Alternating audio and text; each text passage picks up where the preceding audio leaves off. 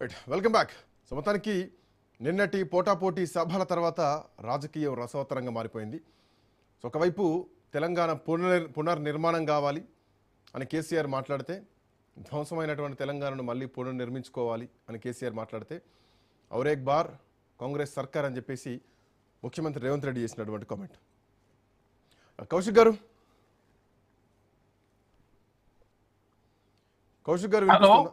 గారు వినిపిస్తుందా?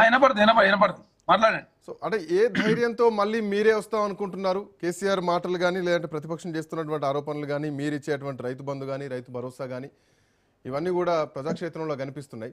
సో ఏ భరోసా 10 ఏళ్ళు మళ్ళీ మేమే ఉంటాం అనుకుంటున్నారు? సార్, తెలంగాణ రాష్ట్రంలో రైతు భరోసా సరే స్టార్టింగ్ లో 1-2 ఇన్స్టాల్మెంట్ ఇవ్వలేకపోవచ్చు, కానీ కాంగ్రెస్ ప్రభుత్వం వచ్చిన తర్వాత 5,000 రూపాయలు కాస్త 60,000 రూపాయలు చేసినాం. అదే కాక రైతులకు సంబంధించి మెషినరీస్ మీద సబ్సిడీ ఇస్తా ఉన్నాం. అదే కాకుండా రైతులకు బోనస్ ఇస్తా ఉన్నాం. రుణమాఫీ 21,000 కోట్ల రూపాయలు రుణమాఫీ చేసినాం. రైతు కమిషన్ ఏర్పాటు చేసినాం. తెలంగాణ రాష్ట్రంలో ఉద్యోగులకు సంబంధించి డిఏలు కావచ్చు, అదే కాకుండా యూనియన్లు కావచ్చు, ఇవన్నీ కూడా పునరుద్ధరించింది రాష్ట్ర ప్రభుత్వం. అదే కాకుండా తెలంగాణ రాష్ట్రంలో పేపర్ లీకేజీ లేవు. గ్రూప్ 1 అనేది సమైక్య రాష్ట్రంలో నిర్వహించింది తప్ప తెలంగాణ రాష్ట్రం వచ్చిన తర్వాత 2 సార్లు నిర్వహించే ప్రయత్నం చేస్తే రద్దయిన మాట వాస్తవం. ఒక్క పేపర్ లీక్ జరగకుండా 562 ఉద్యోగాలు ఇచ్చింది కాంగ్రెస్ ప్రభుత్వం. తర్వాత ప్రైవేట్ రంగంలో ఉద్యోగాలు ఆకర్షించే ప్రయత్నంలో ఎడ్యుకేషన్ కమిషన్ ఏర్పాటు చేసినాం.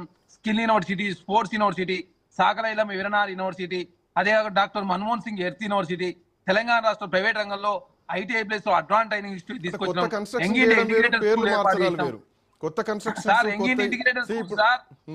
ఇంటిగ్రేటెడ్ స్కూల్స్ ఏర్పాటు చేసినాం. ఐటీఐ ప్లేస్ లో 60 ఉంటే 100 చేసినాం ఐటీఐలు. అదే కాకుండా వాళ్ళకి స్కాలర్షిప్ 2,000 రూపాయలు రాష్ట్ర ప్రభుత్వం ఇస్తా ఉంది. ప్రైవేట్ రంగంలో ఉద్యోగాలు ఆకర్షించే ప్రయత్నంలో ప్రభుత్వం ముందుకు పోతా ఉంది. అదే కాకుండా తెలంగాణ రాష్ట్రం మీరు చూస్తా ఉన్నారు, అది ఇందిరా పార్క్ దగ్గర ధర్నా చౌక్ ప్రారంభించడం. అదే కాకుండా తెలంగాణ రాష్ట్రంలో ఒక గీతం ఉండాలని చెప్పేసి అందశ్రీ గారి గీతాన్ని తెలంగాణ గీతంగా ప్రకటించుకున్నాం. అందశ్రీ గారి స్మృతివనాన్ని ఏర్పాటు చేసుకున్నాం. వారి వర్ధంతి జయంతి అధికారం నిర్వహిస్తా ఉన్నాం. గద్దర్ గారి పేరు నంది అవార్డులు ఇస్తా ఉన్నాం రాష్ట్ర ప్రభుత్వం. గద్దర్ గారి వర్ధంతి జయంతి అధికారం నిర్వహిస్తా ఉన్నాం. 9 మంది కళాకారులకు ₹1 కోటి నజరాన ప్రకటించి 4 సీట్లో ల్యాండ్ కేటాయించుకున్నాం. తెలంగాణ రాష్ట్రంలో 4 ప్రాజెక్టుల వరుస కూడా తెలుస్తలేదు శ్రీకాంత్.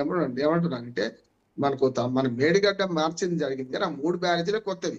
కానీ తమిళహట్టి చూసుకుంటే మధ్యాహ్నం ఇంకోటి లిఫ్ట్ పెట్టాల్సింది. ఒక లిఫ్ట్ తో వచ్చే బదులు ఇంకా 2 లిఫ్ట్ పెరిగినాయి. దానివల్ల ఒక లిఫ్ట్ ఎప్పుడైనా అవసరం ఉండే కదా. తమిళహట్టి మొదలు పెడితే ఎవరొద్దు అంటున్నాడు. అక్కడ కూడా 145 మీటర్లకి పరిమితంగా చేయండి, ఎవరొద్దు అంటున్నారు. నేను కొత్త పని చేసి మేము చేసినామని చెప్పుకోండి అంటున్నాను. ఇప్పుడు ఉదాహరణ మూసీ ప్రక్షాళన ఉంది, అంతకుముందే మూసీ ప్రక్షాళన అన్నారు, మూసీ సుందరీకరణ అంటున్నారు, ఇంకేమో చేద్దామంటారు. ఎవరు వద్దట్లేరు కదా. అట్లా కాదు సమస్య. ఎందుకంటే వాళ్ళు ఆగినవి మాత్రం మేము చేయము, అక్కడ ఆగినవి అట్లే ఉండాలనుకుంటే పోతుంది అంటున్నాం. అందుకనే కేసీఆర్ గారు 2 ఉదాహరణలు చెప్పారు. ఒకటే ఫ్యూచర్ ఎంపీరెస్మెంట్, రెండోది ఆరోగ్యశ్రీ. మొదలు పెట్టింది ఎవరు? పేరు ఎవరు చెప్పిండు? వాళ్ళ పేరు చెప్పింది కదా, రాజశేఖర్ గారు పేరు చెప్పింది కదా. అందుకని వారు చెప్పింది అంతా ఈ ప్రభుత్వం 2.5 ఏళ్ళుగా ఏం చేస్తుంది? హనీమూన్ పీరియడ్ అయిపోయింది, మీరు పనులు చేస్తలేరు, మేము ప్రజల ముందు పెట్టిండు, ప్రజలతో నిర్ణయించుకుంటారు తప్ప ఒప్ప అనేది. మీరేం చేయాలి? దానికి తగ్గట్టుగా మేమేం చేస్తున్నాం, ఆ పథకాలు కొనసాగి మేం చేస్తున్నాం వీళ్ళు చెప్పాలి కదా.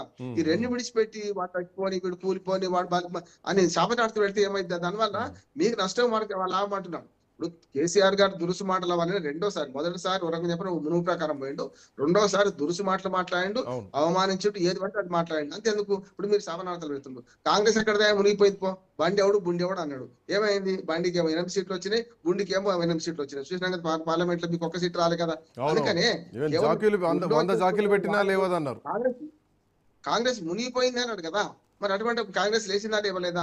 అందుకని వీళ్ళు కూడా రేపు బీఆర్ఎస్ ఏం లేదు, బీఆర్ఎస్ మునిగిపోయింది, 10 మంది ఎమ్మెల్యేలు చేసుకోవడానికి మొత్తం అంతా అయిపోయింది, ఈ కేసీఆర్ లేడు అని తప్పు. ఇంకొక మాట చెప్తాను, వ్యక్తిగతంగా నేను ఎప్పుడు చెప్తాను, వ్యక్తిగతంగా విమర్శించకండి, వ్యక్తిగతంగా చుట్టుకోకండి అంటున్నాను. ఇవాళ ఉంటే మనకు పిల్లకాకి ఏం తెలుసు ఉండేది దెబ్బ అన్నట్టు.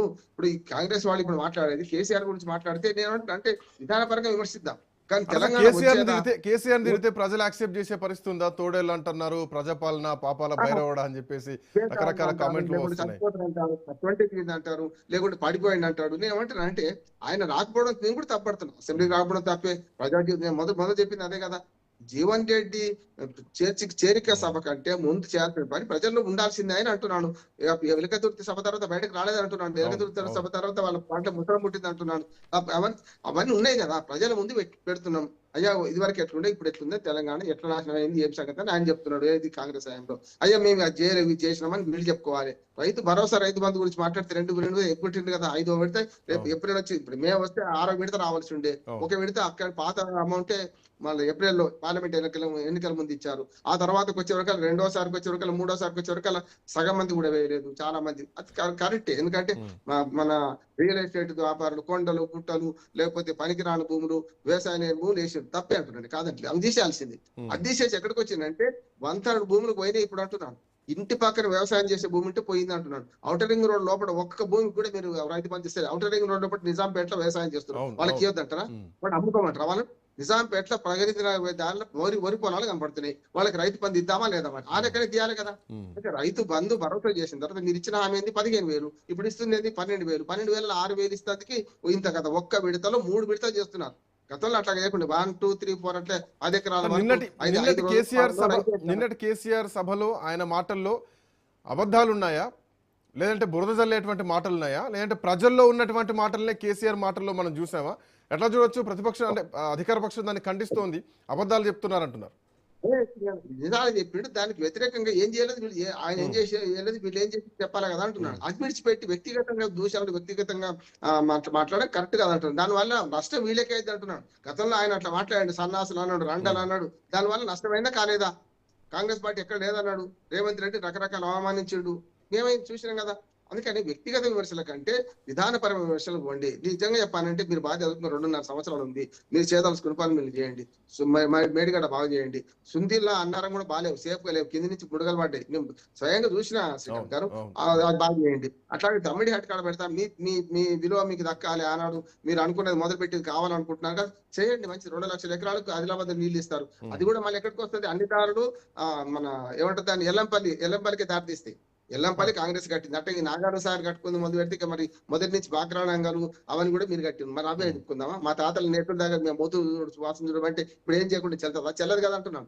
మీరు చేసే పని చేసుకుంటూ కథాన్ని తవ్వకండి, ఈ వర్తమానంలో జీవించండి, వచ్చే పనులు చేయండి అంటున్నాను. 2.5 ఏళ్లలో కేసీఆర్ చేస్తే ఎవడొద్దన్నాడు కదా అంటున్నాను.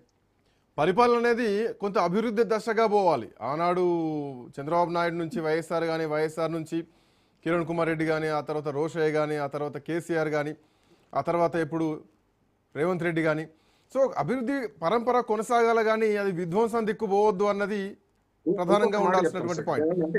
బట్ కేసీఆర్ ఇంకొక మాటతో ముగిస్తాను. ఏమంటా అంటే ఎప్పుడు కూడా ఒక 6 నెలలు ఏడాది పాత ప్రభుత్వం చేసిన పనులు నష్టమైంది చెప్పొచ్చు. దాని మీద పాత ప్రభుత్వం ఏడాది తర్వాత 2 ఏళ్ళు 3 ఏళ్ల తర్వాత కూడా చేస్తారు కరెక్ట్ గా. ఎప్పుడు కూడా మన బలాల మీద మనం ఆధారపడాలి కానీ ఎదుటివాడి బలహీనత మీద ఆధారపడద్దు అంటున్నాడు. ఇప్పుడు జరుగుతుంది.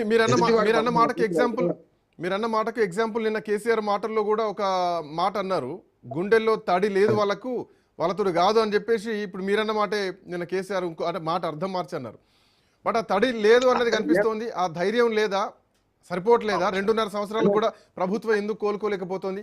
కనీసం రిటైర్మెంట్ బెనిఫిట్లు ఇచ్చేటువంటి పరిస్థితి, ఈవెన్ రియల్ ఎస్టేట్ కూడా పెరగకుండా రియల్ ఎస్టేట్ కూడా పడిపోయి భూముల రేట్లు కూడా పడిపోయేటువంటి పరిస్థితి తెలంగాణలో ఎందుకు వచ్చింది కౌశిక్ గారు? 1,20,000 కోట్ల రూపాయల కాంట్రాక్టులు పెండింగ్ పెట్టిపోయింది ఎవరు? మేము కాదు కదా. 7 లక్షల కోట్ల రూపాయలు అప్పు చేసింది మేము కాదు కదా. 11.5% అత్యధిక వడ్డీ రేట్లు తీసుకొచ్చింది మేము కాదు కదా. మరి ఎందుకు ఇవన్నీ అప్పులున్న రోజులు కేసీఆర్ గుర్తు చేయాల్సిందే కదా. 70,000 కోట్ల తెలంగాణ 7 లక్షల కోట్ల రూపాయలు అప్పు చేసి 1,20,000 కోట్ల రూపాయల కాంట్రాక్టర్ ఢిల్లీ చెల్లించకుండా, ఆరోగ్యశ్రీ నిధులు ఇవ్వకుండా, రిటైర్మెంట్ బెనిఫిట్స్ ఇవ్వకపోతే కాంగ్రెస్ ప్రభుత్వం వచ్చిన తర్వాత 700 కోట్ల ప్రతి నెల రియంబర్స్మెంట్ చేస్తుంది రాష్ట్ర ప్రభుత్వం. ఆరోగ్యశ్రీకి సంబంధించి నిధులు చెల్లించింది రాష్ట్ర ప్రభుత్వం, సర్పంచులు నిధులు చెల్లించింది రాష్ట్ర ప్రభుత్వం. ప్రొసీడింగ్ లేకుండా పనులు చేసినటువంటి దానికి మాత్రమే సర్పంచులు నిధులు లేదు రాష్ట్ర ప్రభుత్వం. అంటే ప్రతి సమస్యను పరిష్కరించే ప్రయత్నంలో మీరు డబుల్ బెడ్రూమ్ లో కూడా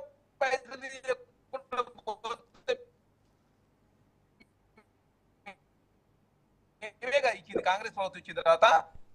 మీరు చేసిన పాపాలు ఘోరాలు అన్ని కావు. తెలంగాణను లూటీ చేసి, తెలంగాణ ఆగం చేసి, హైదరాబాద్ అంధకారం చేసే ప్రయత్నంలో ఫార్మసీ తీసుకొచ్చి త్రిపురంజీవన్ ఎత్తేసి చెరువులను కబ్జా చేసి హైదరాబాద్ ను నామస్తా ఉంది కదా. ఎవరైనా హైదరాబాద్ నగరాన్ని ఆనుకొని 1,30,00,000 మంది నగరం చుట్టూ ఎవరైనా ఒక విజన్ లేదు మీకు. సార్ ఇప్పుడు పోటాపోటీగా మాట్లాడడం వేరు, బట్ కేసీఆర్ ప్రశ్నలకు ఏమైనా సమాధానం కనిపిస్తుందా అంటే ఏం సమాధానం కనిపించట్లేదు. కనీసం ఒక రాష్ట్రం ప్రజలకు కరెంట్ ఇచ్చేటువంటి పరిస్థితి, నీళ్లు ఇచ్చేటువంటి పరిస్థితి కూడా లేదా? సో వీటికి పాత ప్రభుత్వం 2.5 సంవత్సరాల తర్వాత